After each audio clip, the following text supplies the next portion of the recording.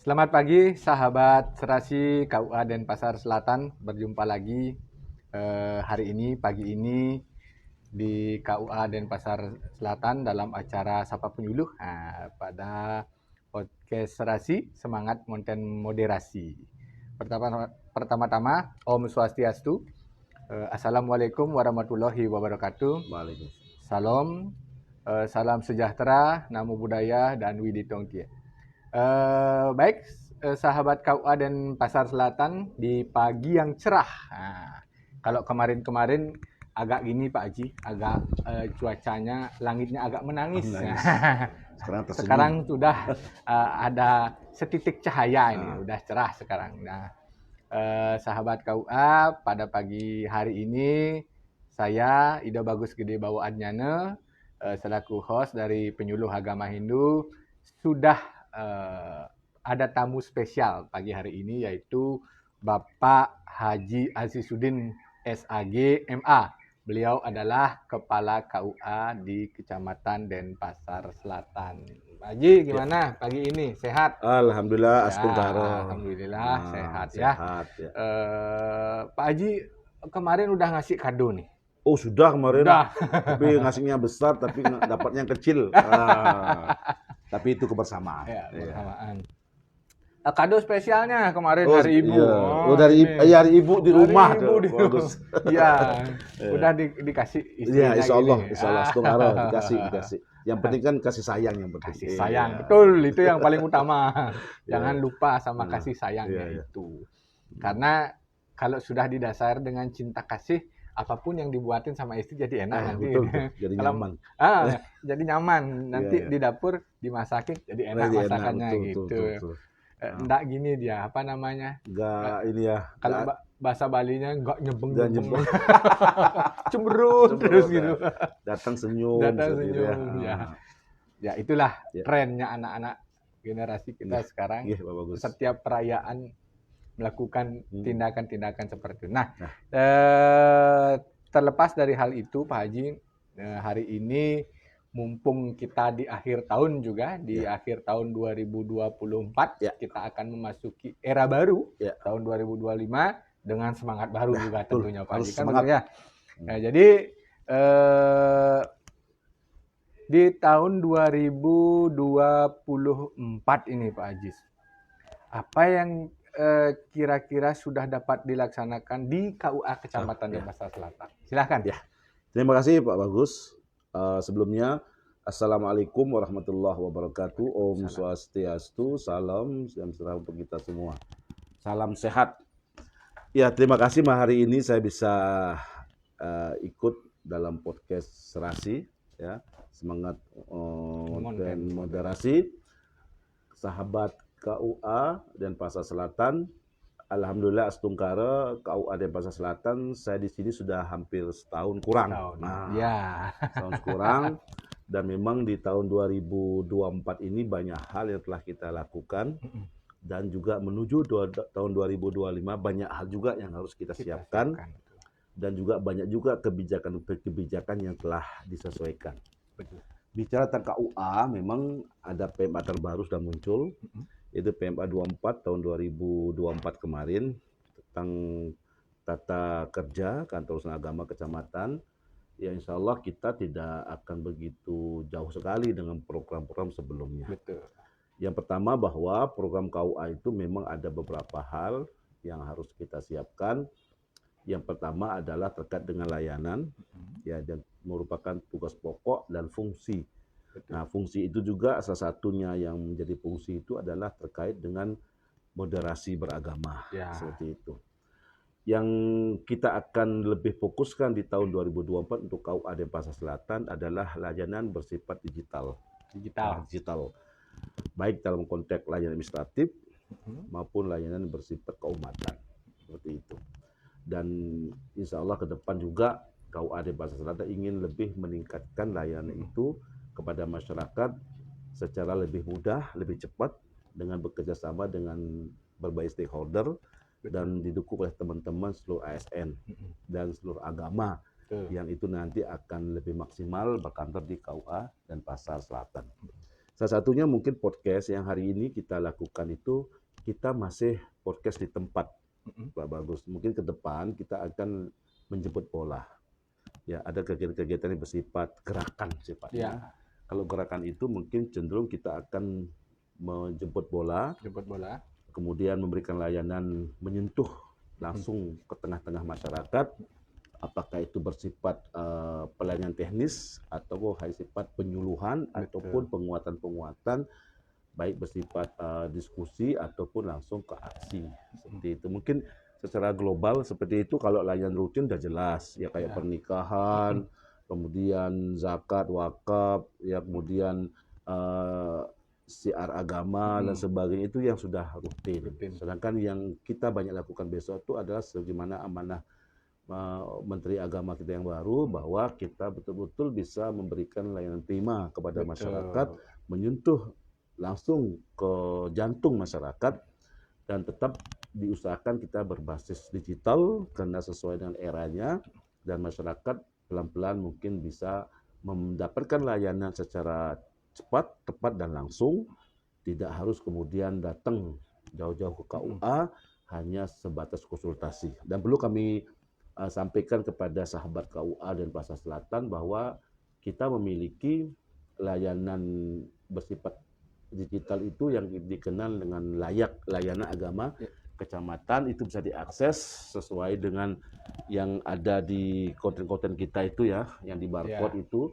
Nanti juga secara konsultasi masyarakat sahabat KUA dan Pasar Selatan juga bisa menghubungi nomor WA yang sudah kami siapkan, sehingga kalau meminta informasi, kemudian konsultasi dan bimbingan yang bersifat pendahuluan itu bisa melalui WA, termasuk form-form yang dibutuhkan. Itu mungkin sekilas Pak Bagus seperti itu. Menarik seperti apa yang disampaikan Pak Haji tadi, bahwa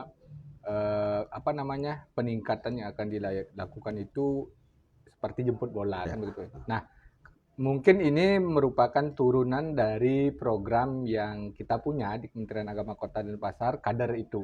Kemenag Rider itu. Iya. Mungkin Pak Bagus perlu saya sampaikan, Pak Bagus.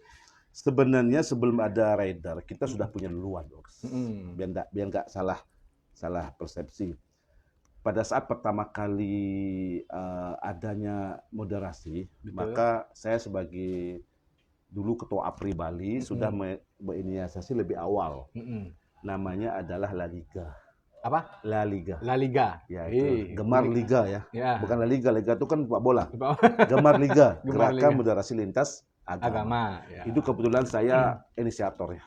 Ya. Kalau Rider kan baru. Nah, sebelum Rider namanya ada Gober Plus. Gober Plus itu kita buat dengan Bu Kandwil dulu saat saya di Pasar Timur. Dan itu berjalan sampai saya memiliki motor dinas berlogo Gober Plus. Ban mobil juga dulu pinjaman dari Kemenak Kota yang mungkin Innova lama itu, kotak itu juga tulisannya Gober Plus. Jadi kalau Rider tuh baru-baru nih. Baru memang. Nah, sehingga yang saya akan lanjutkan di KUA di Bersatu adalah Gemar Liganya. Yang itu program lama yang kita akan hidupkan kembali. Lagi, revitalisasi dan maintenance. Bentuknya kayak apa sudah terbayang. Jadi untuk program yang podcast yang teman-teman lakukan sudah bagus ini, mungkin itu sifatnya kita mengundang. Kita punya ruangan dan kita punya tempat. Nanti kalau Gemar Liga sifatnya kita jemput bola. Nah, apakah Gemar Liga itu bersifat podcast di luar kantor ataupun bersifat dialog dan bimbingan, nanti kita akan lakukan itu. Tapi khusus itu terkait dengan gerakan moderasi beragama. Nah, kayaknya menarik itu memang Pak Haji, melihat dari fenomena masyarakat kita yang selalu ingin praktis. Betul. Kadang kan kalau masyarakat kita undang ke AUA mungkin ya agak ogah begitu. Kalau dengan itu saya kira sangat cocok atau baik untuk diterapkan untuk kedepannya. Nah, terkait dengan kantor KUA yang dijadikan sekarang sebagai kantor rumah moderasi. Sebagai rumah moderasi Pak Haji. Gimana Pak Haji? Ya, sebenarnya semangat rumah moderasi di KUA ini sebenarnya itu juga kita salah satu inisiator. Ya. Kalau saya makanya kalau saya bicara tentang moderasi di Bali ini memang kita juga salah satu inisiator. Jadi paham betul akar awalnya kayak apa seperti itu. Jadi rumah moderasi itu dulu mungkin ada cerita sebelum ada rumah moderasi namanya zona moderasi. Zona moderasi. Kita bincang-bincang sehingga menjadi awalnya bukan rumah moderasi, awalnya layanan agama kecamatan.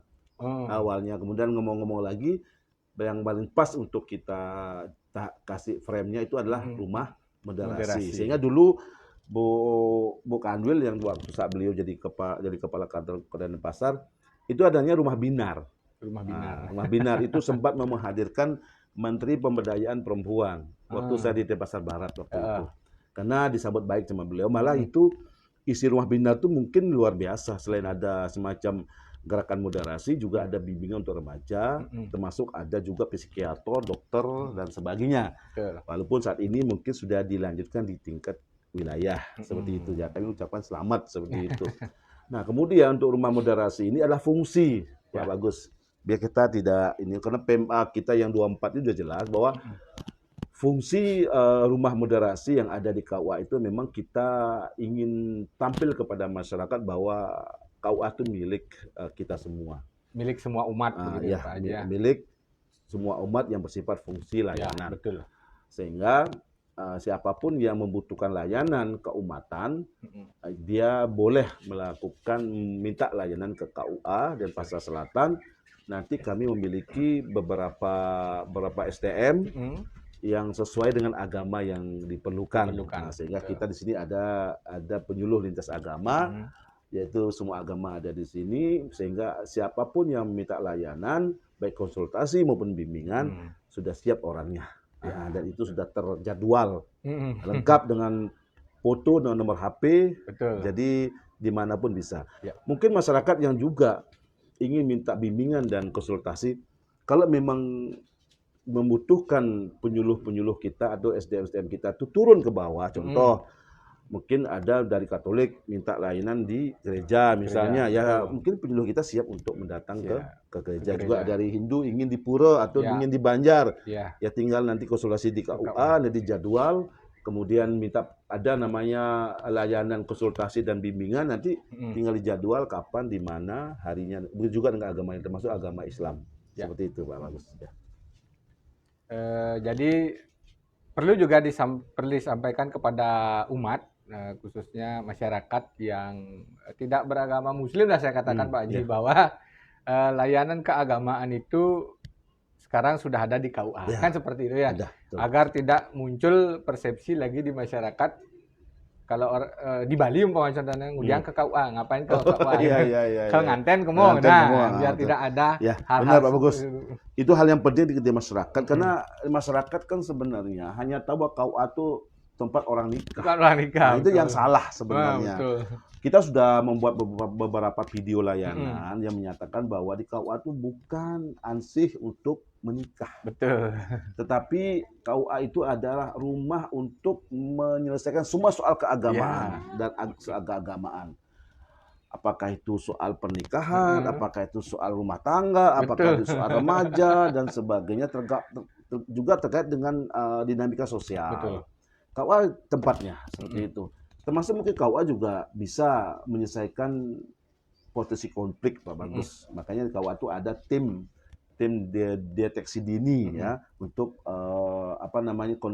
potensi konflik itu ada. Sehingga masyarakat di Denpasar Selatan khususnya, sahabat KUA di Denpasar Selatan tuh ke KUA tuh tidak harus berpikir saya nanti dinikahkan, enggak seperti itu. Tapi mungkin ada persoalan pergaulan remaja, dinamika rumah tangga, kemudian dinamika sosial. Betul. Itu bisa ke KUA untuk mendapatkan untuk konsultasi atau bimbingan. Nah, kalau teman-teman yang semua agama ke KUA itu juga sesuai dengan dinamika masing-masing. Betul. Dan petugasnya sudah ada. Di KUA itu semua agama ada. Jangan takut, nggak mungkin persoalan agama Islam misalnya akan ditangani oleh ASN beragama Hindu, nggak mungkin. Dan juga agama Hindu yang konsultasi dan bimbingan pasti akan ditangani oleh penyuluh atau ASN yang beragama Hindu, juga Katolik, Kristen maupun Buddha seperti itu Pak. Kan sudah beberapa kali Hmm. kita di KUA Denpasar Selatan juga telah melaksanakan program itu Pak Haji ya. Oke. Contohnya Suscatin lintas Ya, agama, betul. kita sudah lakukan itu. Ya. Biar masyarakat tahu Betul, juga bahwa benar. Suscatin lintas agama itu kursus calon pengantin di KUA Denpasar Selatan Ya. itu sudah berkali-kali kita lakukan secara Ya, betul. bersama-sama, kan seperti itu. Benar. Dan mungkin kedepannya kita perlu ditambah lagi, Betul. ya hal-hal seperti itu. Nah. Sahabat KUA Denpasar Selatan, ini kalau kita ngobrol sama Pak Haji ini, beliau ini inovatornya sangat banyak. Jadi kalau melanglang buana itu beliau ini udah disampaikan tadi, sempat di Dentim, di Denpar. Ini biasanya jejak yang beliau tinggalkan itu biasanya revitalisasi fisik biasanya. Kalau di Dentim jejaknya beliau, di Denut jejaknya beliau, Dentim di mana beliau sudah sempat, biasanya gedung KUA itu biasanya segera baru biasanya Pak Haji. Istilahnya asli Pak Agus. Kalau baru kan tergantung dana. Ya, asli ya, betul. Pertama asli Ya. karena lingkungan kita tertata dengan rapi, banyak tumbuh-tumbuhan. Kita kalau panen cabai bisa di KUA juga ini. Sayur juga bisa. Sayur. Buah-buahan juga ada pepaya, pisang. Jadi semoga yang seperti itu harapan kami, saya sebagai seorang penyuluh tentunya berharap juga hal yang sama, adanya peningkatan secara fisik. Nah, lebih-lebih kan begini Pak Haji sekarang. Pada tahun ini kan pemerintah sedang mendata karyawan Kementerian Agama yang belum berstatus ASN. Oh ya. Yang ditingkatkan statusnya jadi P3K. Nah, dari P3K yang terdata ini banyak nanti akan mendapatkan tugas di KUA. Nah, kira-kira bagaimana nanti mengelola itu dan memanfaatkan fasilitas yang ada Pak Haji?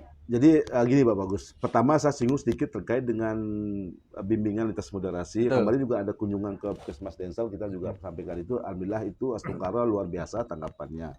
Dan itu kita sebenarnya memang meminta kepada teman-teman yang generasi muda itu yang ingin mendapat bimbingan perkawinan atau bimbingan untuk menemukan jati diri, kita KUA siap. Kita punya tim seperti itu. Kemarin kita hanya melakukan yang bimbingan pernikahan lintas agama. Itu metodenya insya Allah sudah kita siapkan juga, tidak akan menyimpang dari kaedah agama masing-masing. Itu yang pertama.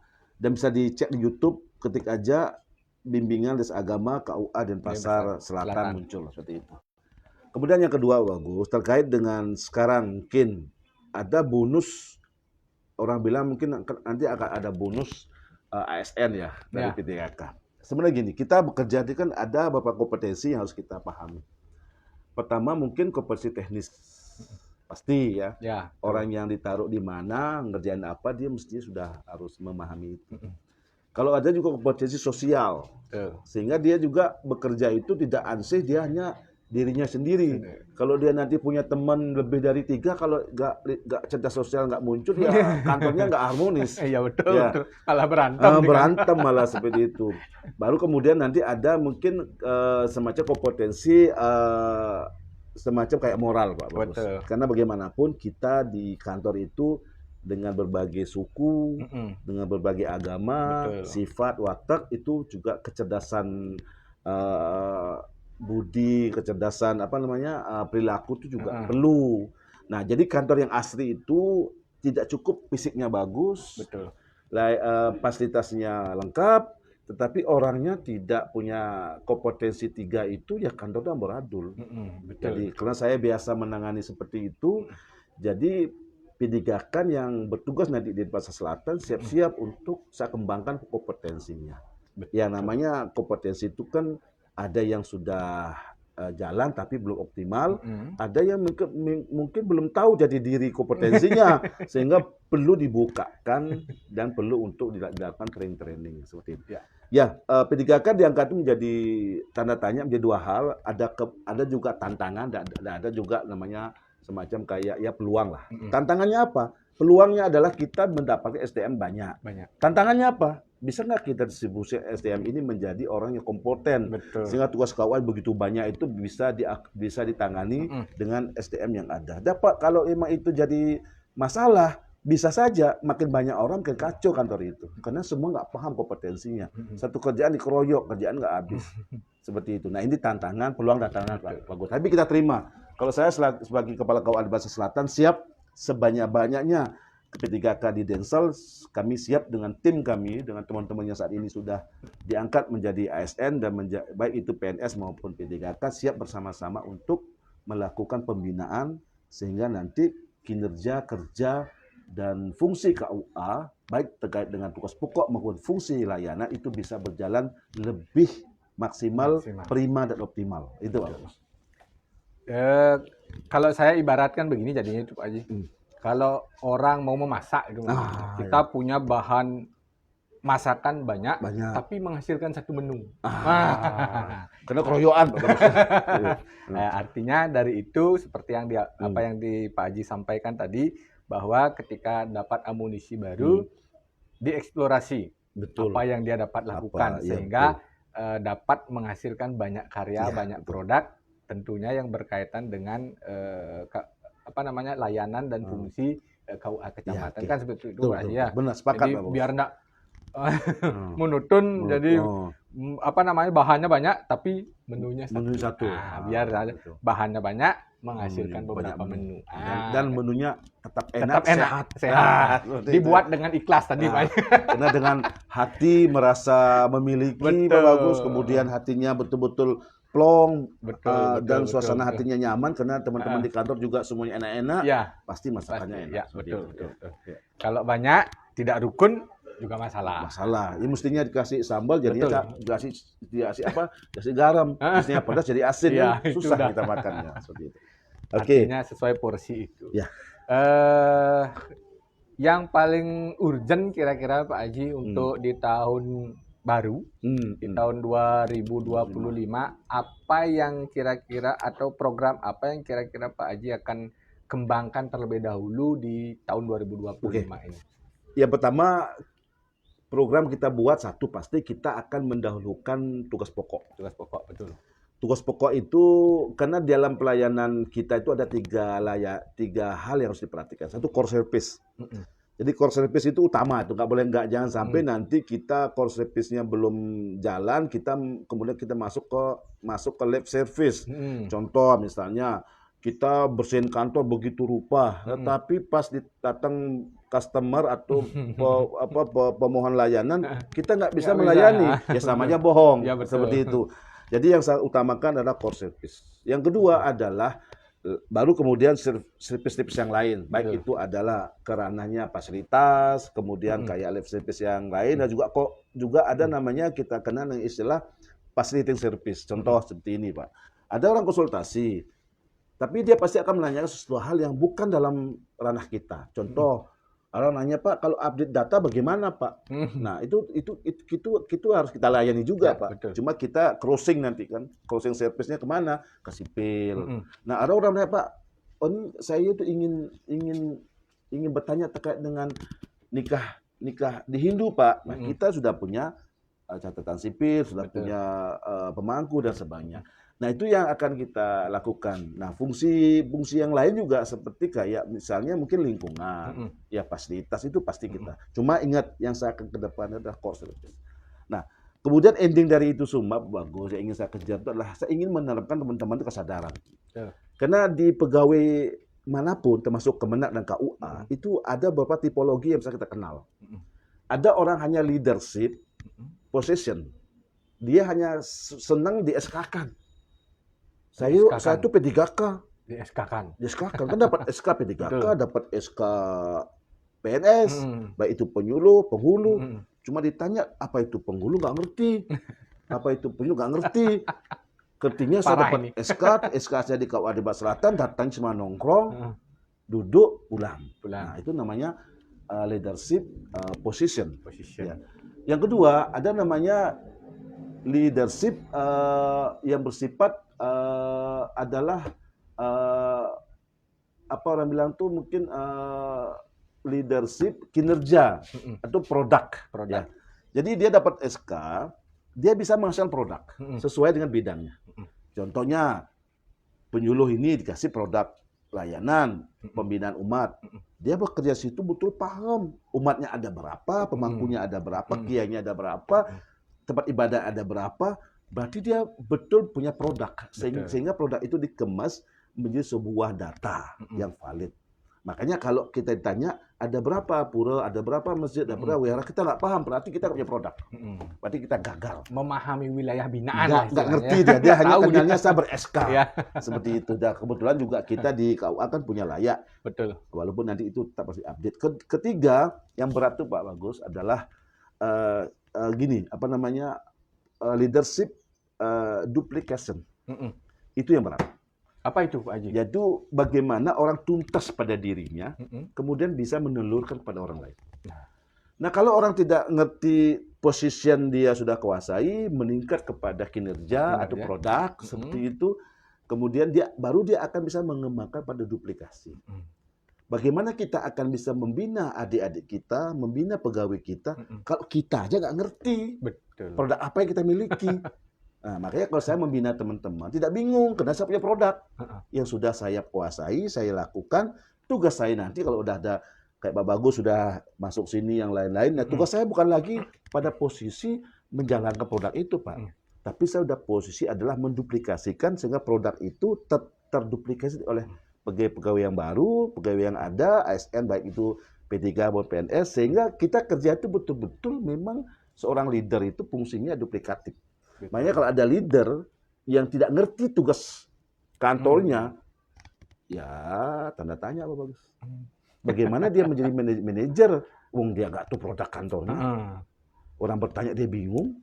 Nah itu makanya kalau saya tugas di mana aja Pak Bagus, saya harus menguasai produk saya dulu. Kemudian kalau saya kuasai, kemudian produk ini saya kemas demikian rupa. Contohnya gini Pak Bagus datang, saya tahu Pak Bagus sukanya kopi susu misalnya. Nggak mungkin saya akan kasih kopi coklat atau kopi hitam, nggak mungkin. Nggak, Pak Bagus sukanya kopi susu. Ada misalnya ada namanya penyuluh saya namanya Pak Topik. Dia sukanya nggak ngopi, enggak. Sukanya air putih, saya kasih susu. Ada yang lain baik Indah maupun Pak Tony sukanya apa. Saya mengenal mereka, Pak. Sehingga yang saya siapkan itu menu-menu yang mereka memang pahami. Buat apa saya kasih sesuatu yang nggak dia pahami, maka nggak maksimal. Nah ini ya tugasnya manajer kan. Nah, makanya kalau ada manajer yang tugasnya banyak, berarti nggak tuntas manajernya. Makanya kalau tidak manajerial. Nah, itu jadi dia hanya terhenti pada produk atau berhenti pada position kan. Nah, itu Pak Agus ke depan seperti itu. Artinya bukan manajer yang mengatur pekerjaan, tapi pekerjaannya mengatur manajernya. Iya, itu. Seperti itu, Dak. Iya, di sini nggak bisa, di sini nggak bisa. Nggak bisa memberikan distribusi pekerjaan secara tuntas, imbang, dan adil, Pak. Nah, itu. Baik, sahabat KUA dan Pasar Selatan, bincang-bincang kami pada hari ini dengan Kepala KUA dan Pasar Selatan, Pak Azizuddin, mengenai layanan di tahun 2024 dan layanan baru di tahun 2025 atau evaluasi di tahun 2024 dan menatap tahun baru 2025. Telah disampaikan sama beliau tadi, sangat banyak hal yang dapat kita teladani dari apa yang beliau sampaikan tadi, sampai manajerialnya ini keluar tadi, sampai manajerialnya sudah keluar tadi. Jadi pada dasarnya, pada intinya sahabat KUA dan Pasar Selatan bahwa KUA bukan lagi menjadi kantor bagi saudara umat Islam. Jadi setiap umat yang ada di Indonesia yang sudah diakui secara resmi oleh pemerintah dapat meminta layanan kepada KUA di kecamatan masing-masing. Nah, khususnya di Kecamatan dan Pasar Selatan untuk layanan semua agama sudah ada petugasnya yang akan melayani Bapak Ibu yang ingin berkonsultasi dengan layanan agama masing-masing. Nah, Pak Haji, saya kira seperti itu dulu untuk hari ini. Saya kira tamunya sudah mengantre banyak. Iya. Tapi sebelum tutup, Pak Bagus, saya minta 1 menit. Ya, saya tegas kepada sahabat KUA di Pasar, semua umat, semua warga bahwa KUA berdasarkan PMA 24 2024 adalah KUA itu merupakan unit layanan Bimas Islam. Tetapi secara fungsi KUA boleh menerima layanan sebuah agama sesuai dengan porsi masing-masing. Khusus untuk KUA yang di Denpasar Selatan dan juga KUA seluruh Bali, fungsi yang diterapkan adalah fungsi konsultasi dan fungsi bimbingan. Itu yang pertama. Yang kedua, bahwa KUA bukan ansih hanya untuk kepentingan menikah, tetapi KUA itu adalah semua urusan terkait dengan keagamaan siap untuk KUA tangani. Apakah kita harus melayani di kantor ataukah kita harus keluar kantor. Nanti yang terakhir, saya terima kasih kepada seluruh ASN di KUA Denpasar Selatan dan semeton tiang atau sahabat KUA Denpasar Selatan di seluruh kecamatan yang ada seputar Denpasar Selatan. Terima kasih atas dukungan. Semoga kami ke depan atas masukan, kritik, dan saran bisa tampil lebih baik dalam konteks layanan, dan kepada masyarakat jangan malu-malu ke KUA Denpasar Selatan apapun persoalannya. Yang jelas hadirnya KUA Denpasar Selatan datang untuk umat, memberikan kenyamanan khususnya kepada keluarga. Kami berharap semoga bisa menjadi keluarga yang sakinah atau sukinah, mawaddah warahmah atau keluarga sejahtera. Terima kasih Pak Bagus. Baik, Pak Haji. Luar biasa, beliau ini luar biasa bantu kami, dan beliau salah satu tim dari lintas agama yang siap diturunkan kapan, di mana, dan dalam kondisi apapun. Ya, baik, terima kasih Pak Haji atas motivasinya untuk kita semua juga tentunya di sini untuk rekan-rekan yang bertugas ini. Yang pertama, selamat, saya secara pribadi mengucapkan selamat menyambut tahun baru 2025. Semoga di tahun yang akan datang kita lebih semangat lagi. Umat rukun menuju Indonesia emas. Jadi HUB 79 sukses kemenang. Ya, jadi kita mengucapkan juga selamat untuk HUB Kementerian Agama yang ke-79 Pak Haji. Karena keterbatasan waktu, sahabat KUA Denpasar Selatan, jadi bincang-bincang pagi ini kita akhiri sampai di sini. Kurang lebih saya sebagai host dalam menyampaikan, begitu juga Pak Haji sebagai narasumber utama kami pada pagi hari ini. Mohon maaf yang sebesar-besarnya. Kita akhiri dengan mengaturkan pujo Paramo Santi, Om Santi Santi Santi Om. Wassalamualaikum warahmatullahi wabarakatuh. Salam sejahtera untuk kita semua. Salam Namo Buddhaya, Widi Tongtie. Salam Rahayu. Terima kasih Pak Bagus. Ya, sukses. Siap.